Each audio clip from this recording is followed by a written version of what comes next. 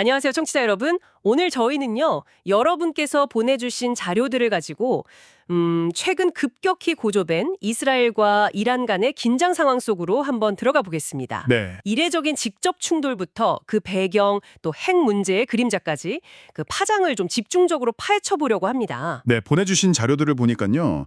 최근에 어떤 군사적 공방, 또 이스라엘 내부의 정치 상황, 그리고 경제적 여파 가능성, 그리고 가장 우려스러운 그 핵 문제까지 아주 다각도로 조명이 돼 있더라고요. 그렇죠. 이 복잡하게 얽힌 상황의 핵심을 여러분께서 명확하게 파악하실 수 있도록 함께 분석해 보겠습니다. 좋습니다. 자, 그럼 어디서부터 시작된 건지 그 발단부터 좀 살펴보죠. 네, 이 문사들을 보면 이스라엘이 이란 영토 깊숙이, 그러니까 수도 테헤란 인근까지 공격을 감행하면서 시작된 걸로 보이는데요. 맞습니다. 이게 단순 시설 파괴를 넘어서서요. 그 핵 과학자나 군 고위 인사가 표적이 되었다. 뭐 이런 분석도 있고요. 인물까지요? 네. 한 소스는 이게 그 1980년대 이란 이라크 전쟁 이후 처음이라고 하더라고요. 테헤란이 직접 공격받은 건요. 사태가 그만큼 심각하다는 거죠. 와, 그 정도군요. 그리고 일부 분석은 이게 그냥 단순한 보복, 이걸 넘어서서 혹시 그 하마스나 헤즈볼라 지도부 제거 작전처럼 수개월, 어쩌면 뭐 수년간 준비된 그런 계획일 수 있다. 이렇게도 봅니다. 상당히 치밀하게 준비했을 가능성도 있다. 그렇죠. 그래서 이란도 가만히 있진 않았죠. 수백 기의 드론과 미사일로 이스라엘 본토를 공격했고요. 네, 그 보복 공격이 있었죠. 근데 이게 그 아이언돔 같은 방공망을 일부 뚫었다는 얘기도 있어요. 그래서 민감한 지역, 어쩌면 그 디모나 핵시설 근처나 아니면 사우스파라스 가스전 같은 핵심 기반 시설에요? 타격을 입혔을 수도 있다. 네, 그럴 가능성도 제기됩니다. 정말 전례 없는 수준의 직접적인 공방인 거죠. 네네, 전례 없는 수준이다. 근데 왜 하필 지금이었을까요? 타이밍이 좀 궁금한데요. 네, 그게요. 소스들은 이스라엘이 이란의 핵 프로그램 진전, 이걸 좀 심각하게 봤을 가능성을 지적합니다. 핵 프로그램. 네. 핵무기 몇 개 만들 수 있는 그 고농축 우라늄 있잖아요. 핵폭탄의 핵심 원료. 그 비축량이 거의 뭐 임계점에 가까워졌다. 임계점? 네. 그래서 선제적으로 타격해야 한다.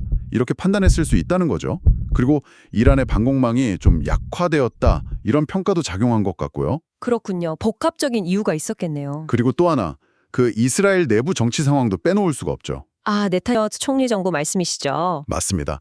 아시다시피 이번 충돌 전에도 그 사법개혁 문제로 엄청난 국내 시위가 있었잖아요. 네, 규모가 컸죠. 그러다 하마스 공격 이후에 잠시 지지율이 좀 결집되는 듯 했지만 전쟁이 길어지면서 다시 압박을 받던 뭐 그런 상황이었죠. 그렇죠. 그래서 한 여론조사 분석을 보면요. 이런 외부 위기가 고조되는 상황, 특히 뭐 레바논 헤즈볼라와의 충돌 같은 거요. 이런 게 네타냐후 총리의 정치적 입지를 좀 다지는데 뭐랄까 이용되었을 수도 있다. 이용되었을 수 있다. 네, 그렇게 보는 시각도 있습니다. 그러니까 국가 안보 문제랑 국내 정치적 계산이 좀 얽혀 있다. 이런 분석인 거죠. 그 지점이 상당히 흥미롭네요. 단순히 외부 위협에 대응하는 걸 넘어서 어쩌면 국내 정치적인 필요성이 이번 사태의 시기나 강도에 영향을 미쳤을 수도 있다. 이런 해석이군요. 네, 그런 분석이 가능합니다. 여기서부터는 정말 우려스러운 핵 문제로 넘어가 봐야 할 것 같습니다. 네, 여러 자료들이 이 핵 보유국 또는 거의 문턱에 다다른 국가 간의 충돌 위험성을 아주 명시적으로 경고하고 있더라고요. 그렇습니다. 이스라엘 공격 이후에요. 이란이 그 핵 확산 금지 조약 NPT라고 하죠. 여기서 탈퇴할 수도 있다. 이런 경고까지 나오고 있습니다. NPT 탈퇴 가능성까지. 네. 그리고 사실 그 2017년에 미국이 일방적으로 이란 핵 합의 JCPOA에서 파기하고 나간 거예요. 이게 현재 상황 악화의 아주 중요한 배경이다. 이런 지적도 계속 있었고요. 맞아요. 그때부터 좀 불안했죠. 그리고 소스들이 지적하는 가장 섬뜩한 아이러니가 뭔지 아세요? 뭘까요? 이란의 핵무장을 막으려고 이스라엘에 공격을 했는데 이게 오히려 역효과를 낼 수 있다는 겁니다. 이란에게 우리가 살려면 핵무기밖에 없구나 이런 확신을 심어줘서요. 오히려 개발을 더 가속화시킨다. 그렇죠. 정반대의 결과를 낳을 수 있다는 거죠. 게다가 예정됐던 미국-이란 핵 협상마저 지금 취소되면서 외교적인 해법 찾기는 더 어려워졌습니다. 외교의 문까지 좁아지고 있군요. 게다가 경제적인 파장 경고도 상당하던데요. 네, 맞습니다. 만약에 이란이 그 호르무즈 해협 봉쇄 같은 아주 극단적인 카드를 꺼낸다면요. 그건 정말 상상하기 싫은데요. 그렇죠. 이미 취약한 세계 경제의 스태그플레이션, 그러니까 경기 침체 속에서 물가가 막 오르는 거예요. 그런 악몽을 재현시키고 유가를 폭등시킬 수 있다. 이런 분석입니다. 심각하네요. 네, 심지어 한 연구 자료는요. 만약 전면적인 핵전쟁이 발발하면 그 핵겨울이라고 하죠. 기온이 급강하하고 강수량이 변해서 인류 대다수가 굶어 죽을 수도 있다.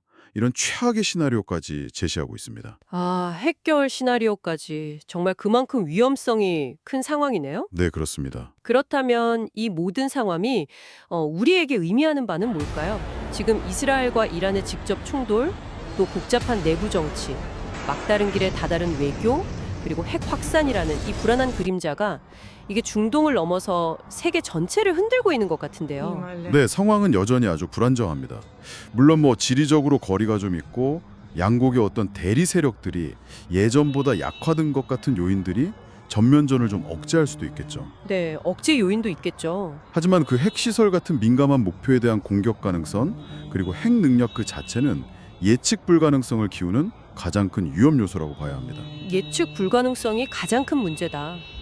자, 그럼 마지막으로 청취자 여러분께서 한번 곱씹어 볼 만한 질문을 던져보겠습니다. 네, 한 소스를 보면 네타냐후 총리가 핵심 지지층을 결집시키면서 사회 양극화를 좀 심화시키는 그런 정치 전략을 쓴다고 분석을 했어요. 그러면서 이런 모습이 다른 나라 지도자들에게서도 나타나는 현상과 좀 유사하다, 이런 지적을 했거든요. 흥미로운 지적이네요. 이 위기를 보시면서 순수한 지정학적인 충돌 외에 관련된 각국 지도자들의 어떤 국내 정치적인 생존 전략 혹은 계산, 이런 것들이 이번 사태 전개에 얼마나 큰 영향을 미치고 있다고 보십니까? 여러분도 한번 생각해 보시면 좋겠습니다. 기다림 끝에 온 건 너 아닌 비바람뿐이었다. 그 사람은 안 오고 시간만 우산을 접었다. 지금 그녀에게 필요한 것은 눅눅한 마음을 달래줄 뽀숑뽀숑한 제습기.